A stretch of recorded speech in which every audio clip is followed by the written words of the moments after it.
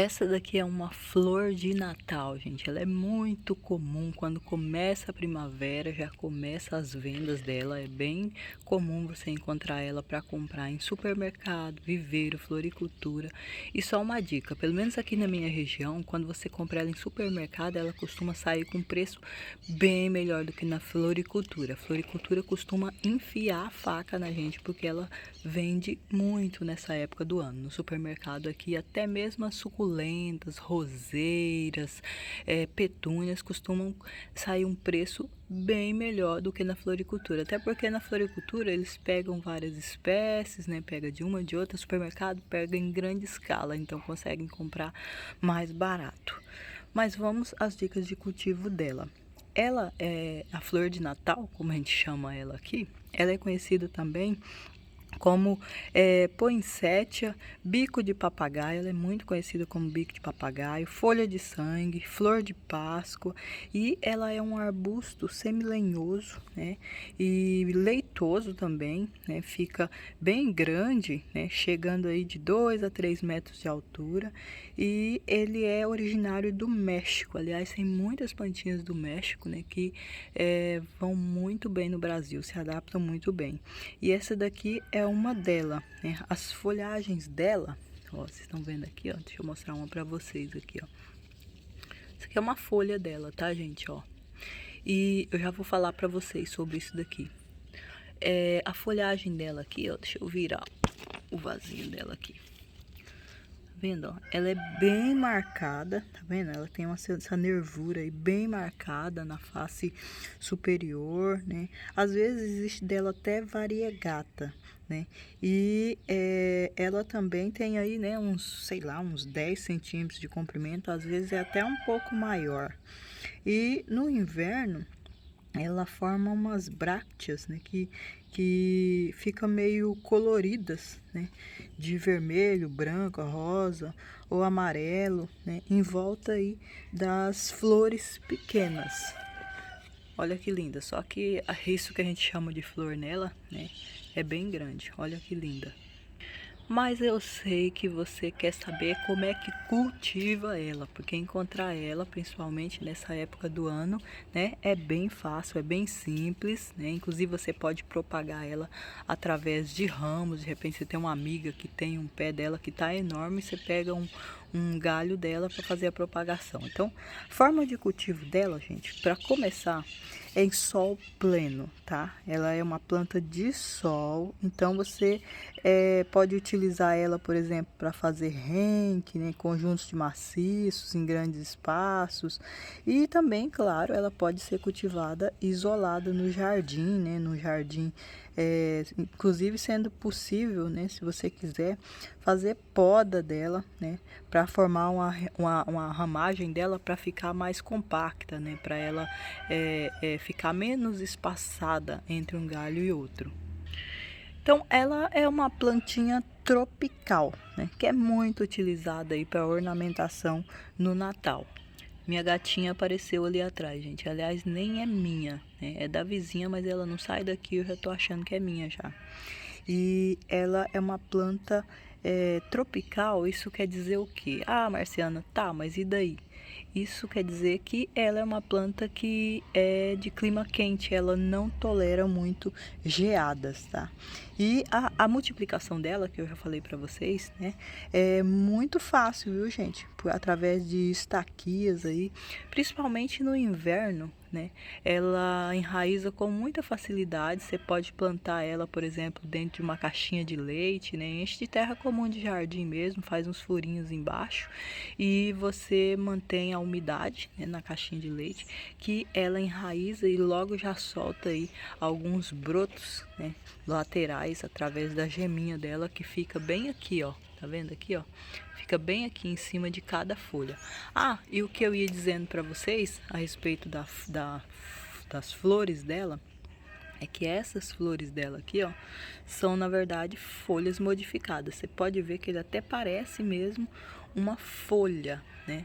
Eu já falei isso para vocês em outro vídeo essa semana, mas eu sei que muita gente não assiste o vídeo até o final, então acaba perdendo curiosidades aí sobre as plantas, né?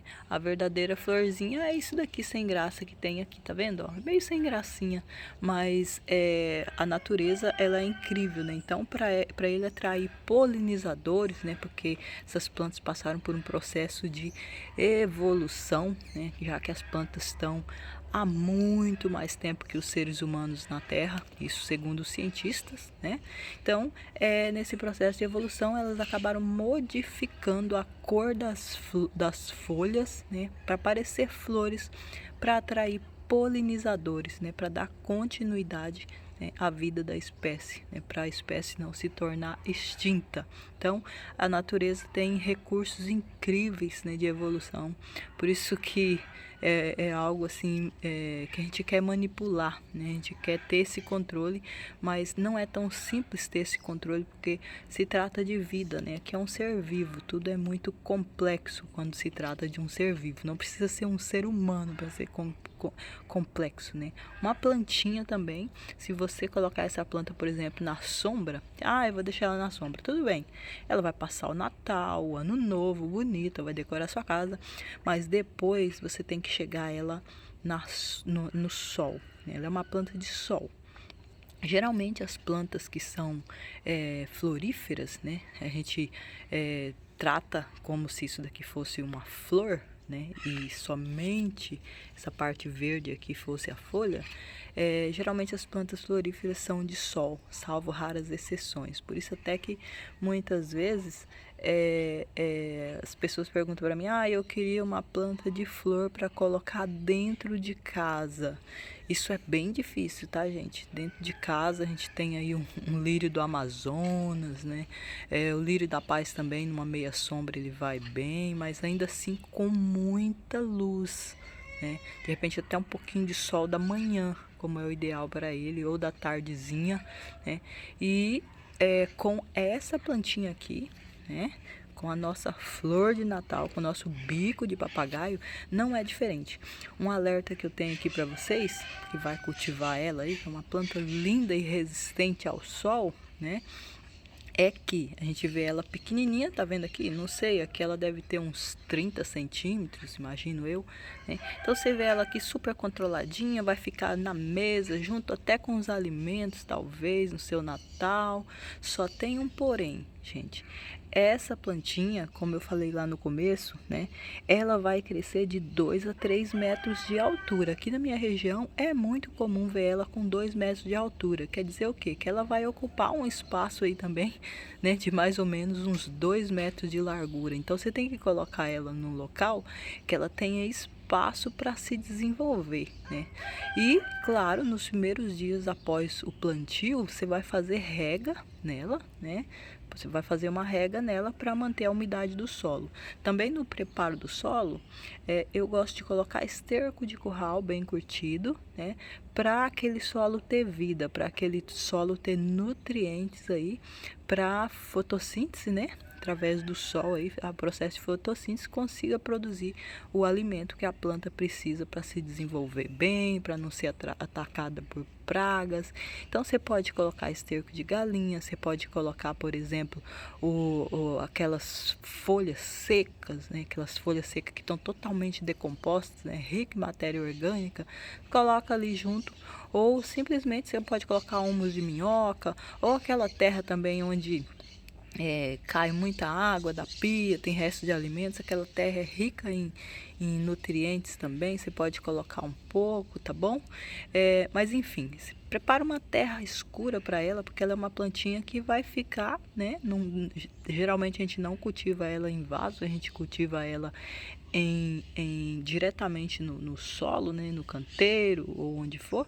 Então ela é uma planta que vai ficar muitos anos lá, então vale a pena você preparar a terra para ela viver ali, né? Como cuidar de uma criança. Você precisa pensar na alimentação dessa criança, a alimentação ideal. E quando você prepara o solo, você está preparando um local que tenha alimento, né? É o leitinho da sua planta. Como ela já é uma planta adulta, né? Já tem até flores, então ela é uma planta que já pode receber uma alimentação farta. E o esterco de curral bem curtido, você coloca ele embaixo do solo. Eu prefiro fazer uma cama dele embaixo do solo, porque é lá que as raízes retiram os nutrientes, né? Quando você coloca por cima da terra, então vai acontecer a decomposição. O ideal é que você revolva essa terra e coloque ele embaixo do solo. Mas como você ainda vai fazer o plantio, então você vai abrir a cova lá e vai colocar esse esterco dentro. Até porque se tiver alguma semente, né, de planta, erva daninha, vai ficar lá embaixo e não vai nascer com facilidade. Enquanto que se você coloca esse esterco por cima do solo, vai nascer ali, você vai ter que retirar depois, vai te dar trabalho, né? Esse inclusive é um dos contra, né? Tem os prós e os contras, né? Do uso de esterco, né? Principalmente esterco de curral, porque muitas vezes a gente pega ele lá no pasto, né? Não no curral. E aí quando você pega ele no pasto, ele pode vir com sementinhas, claro, naturalmente. Então, flor de Natal, uma planta que não é de difícil cultivo, pelo contrário, né? E além disso, é uma planta fácil de propagar, né? Depois você pode tirar mudas, fazer mudas, de repente até vender mudinhas ou doar, né? Uma planta muito bonita, né? Muito chamativa, inclusive quando ela tá isolada no jardim, né? Inclusive quando ela tá pequenininha assim para ornamentação interna, né? Depois ela tem que ir para o sol, conforme eu falei para vocês, né? Então, espero que vocês tenham gostado dessa curiosidade de saber que essa parte vermelhada dela aqui, na verdade, é folha, né? E não flor, né? Apesar de a gente tratar ela como flor, porque é super ornamental, super bonita, né? Uma cor diferente aqui das folhas de baixo. E se você gostou, compartilhe esse vídeo com essas curiosidades, deixe o seu gostei.